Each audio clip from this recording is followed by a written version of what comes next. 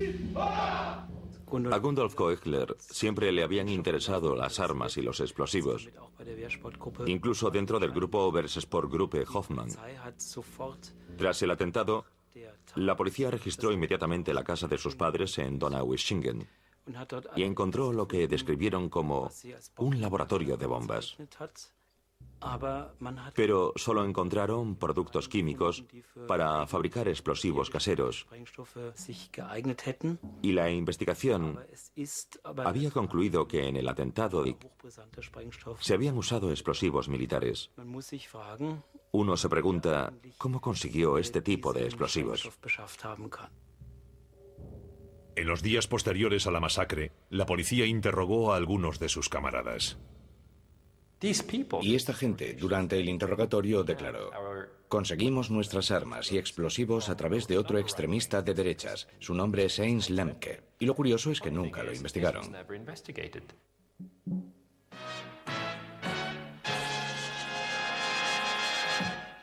Guten Abend, meine Damen und Herren. Das Ausmaß der von Rechtsextremisten angelegten Waffenlager in der Lüneburger Heide ist größer als bisher angenommen wurde. Un año después del atentado de la Oktoberfest de Múnich en 1981 en los bosques de Lüneburg, en el norte de Alemania, unos excursionistas encontraban por casualidad un enorme arsenal que pertenecía al guarda forestal Heinz Lemke. Era un activista de derechas con amplios contactos con el mundo neonazi alemán. El Servicio Secreto de Alemania del Este, la Stasi, había indicado la localización exacta de los transmisores usados por los grupos Steibenheim de Alemania Occidental. Uno de ellos fue encontrado en Lüneburg, muy cerca de la casa de Lemke y de los lugares donde se encontraron las armas. Escondites de armas como esos formaban parte de una estrategia europea, eso está claro. Y si se llegase a investigar cómo había hecho Lemke todo aquello, hasta qué punto tenía armas y explosivos a su disposición, y hasta qué punto eran similares o idénticos a los explosivos usados en el atentado de la Oktoberfest, la investigación habría dado resultados. Tras su detención, Lemke informó a los investigadores de la existencia de 30 escondites más de armas. Dijo que estaba dispuesto a dar los nombres de sus jefes, pero antes de que pudiese testificar, apareció muerto, colgado del techo de su celda. Su muerte establece una conexión escalofriante con los asesinatos de Brabant, en Bélgica. Allí las pruebas también apuntan a una conexión con una organización paramilitar. El comisario de policía, Eddie Vos, ha investigado durante varios años los asesinatos de Brabant. Descubrimos que había un modus operandi concreto y que cada persona tenía un papel en la acción. Hay un hombre que empieza a disparar inmediatamente y su forma de disparar y de colocarse me hace pensar en alguien que ha sido entrenado para manejar un arma. Un informe del Parlamento belga de 1990 concluyó que los asesinos tenían que haber sido miembros o exmiembros de las fuerzas de seguridad. Extremistas de derecha disfrutaban de un alto nivel de protección. Para ser un asesino de Brabant, habría que formar parte de una cierta élite. Pero eso no es todo. Habría que tener garantizada la impunidad. Cuando una comisión de investigación intentó establecer vínculos concretos con el ejército Steibenheim belga, el SDRA-8, el jefe de los servicios secretos del ejército se negó a revelar los nombres de los soldados Steibenheim. Había pruebas de la conexión con una red neonazi llamada Westland New Post, WNP. Su líder, Paul Latinus, confirmó que le habían pedido que formase un grupo de paramilitares anticomunistas, pero se negó a decir quién le había ordenado la misión. Posteriormente, declararía haber estado a sueldo de los servicios secretos estadounidenses. Efectivamente, había similitudes entre la red Steibenheim creada por la WNP.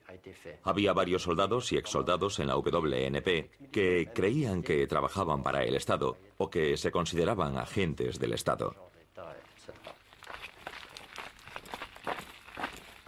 Poco después de la última masacre de Brabant, Latinus fue detenido.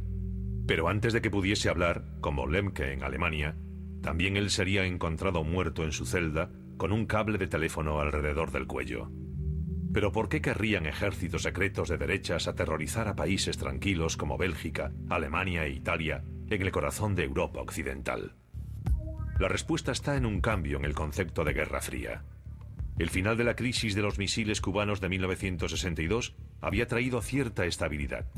Una invasión convencional soviética de Europa occidental ya no parecía probable a la vista de las tablas a las que se veían abocados el este y el oeste en su partida de ajedrez con misiles nucleares.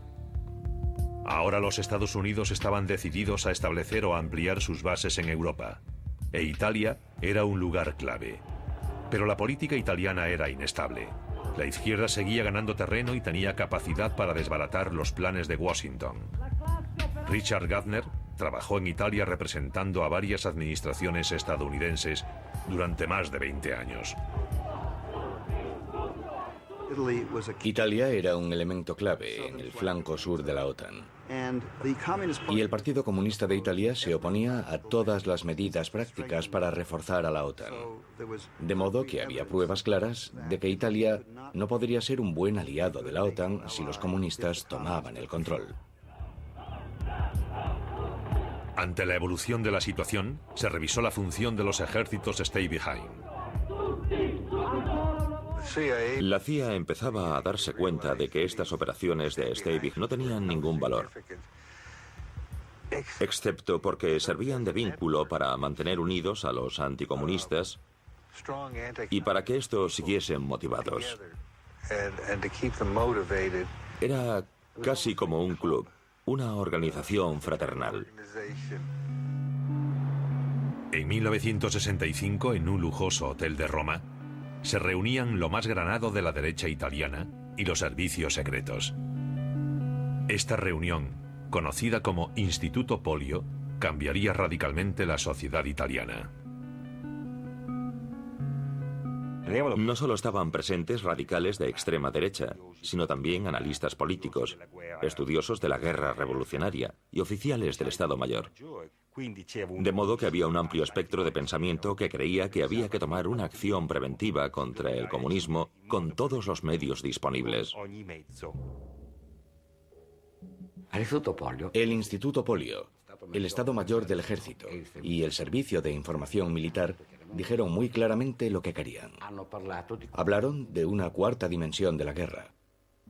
La cuarta dimensión de la guerra, que llega tras la primera fase de la guerra terrestre, la segunda fase de la naval y la tercera fase de la aérea. La cuarta dimensión de la guerra es la que se encarga de la conquista de los corazones y las mentes de la población. Esta es una guerra que se libró y que se sigue librando hoy en día, también a través de conflictos de baja intensidad, incluso con la utilización de lo que definimos inapropiadamente como terrorismo. Varios grupos diferentes fueron convocados a tomar parte activa en esta cuarta fase y en la lucha contra el comunismo. Entre ellos se encontraba la red Stay Behind italiana, Gladio, algunos de cuyos miembros empezaron a involucrarse activamente en la subversión política. El militante de a pie, el soldado de Gladio, no sabía por encima en la escala jerárquica sobre su cabeza. Pero cuando pensamos que los jefes de Gladio estaban en contacto con los de todos los servicios y con los de los diversos movimientos, eso nos hace pensar que tal vez la dirección venía de más arriba. Tras la reunión del Polio en Roma, Italia se vio sacudida por una serie de atentados con bomba. Al principio solo hubo daños materiales, pero con la masacre de Plaza Fontana en 1969 comenzaba uno de los períodos más oscuros en la historia italiana. Algunos historiadores creen ahora que formaba parte de un proyecto secreto semioficial conocido como la Estrategia de la Tensión. La estrategia de la tensión fue un fenómeno complejo en el que las diferentes figuras que participaron no compartían los mismos objetivos. Había grupos de extrema derecha que realmente querían destruir el sistema democrático con un golpe de Estado, como en otros países. A su lado opuesto estaba la mayor parte de los jefes militares, una parte de los servicios secretos y de las fuerzas conservadoras en general, que usaban a este primer grupo, pero que, en vez de apuntarse a un golpe de Estado propiamente dicho, lo hacían a una estabilización de las instituciones.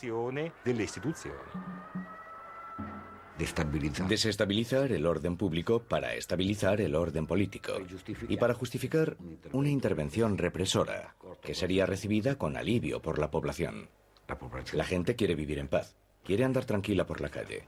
No quiere correr el riesgo de entrar en un banco o subirse a un tren y morir porque un asesino desconocido ha puesto una bomba.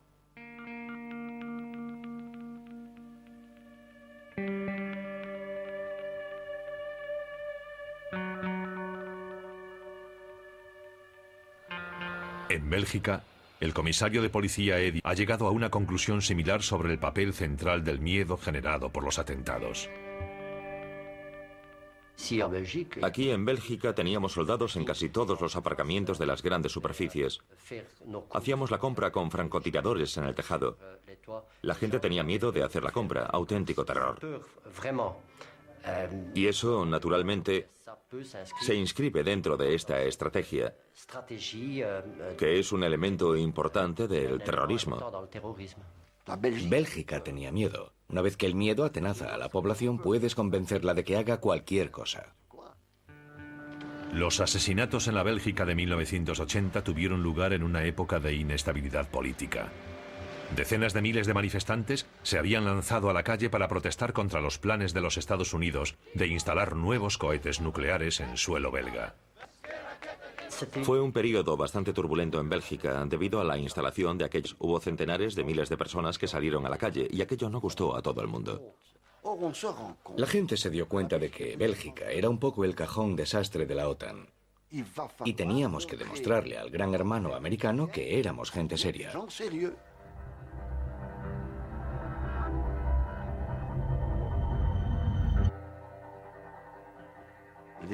Los asesinatos de Brabant se terminaron porque habían cumplido su misión. El shock emocional fue suficiente para que el Estado belga saliese de su estado de letargo y se reforzase. Es así. En Alemania, la bomba de la Oktoberfest también explotó en un momento crucial. El canciller del Partido Socialdemócrata, Helmut Schmidt, era considerado por algunos demasiado débil para hacer frente al terrorismo de extrema izquierda de la facción del Ejército Rojo y a los movimientos antinucleares que estaban surgiendo. Según la prensa, elementos del servicio secreto estaban a llevar a un hombre de la línea dura, Franz Josef Strauss, al poder. Los investigadores creen que la Stay Behind usó la estrategia de la tensión para desacreditar a la izquierda y animar a la población, acobardada por el terrorismo, a entregar el poder a gobiernos centristas fiables en Europa Occidental, pero no en Gran Bretaña. Los servicios secretos del Reino Unido son una organización independiente y no pueden participar en política partidista. Hay muchas personas que trabajan en los servicios secretos y que son de izquierdas. Y me imagino que su participación con la derecha ha sido simplemente para penetrar en las organizaciones políticas.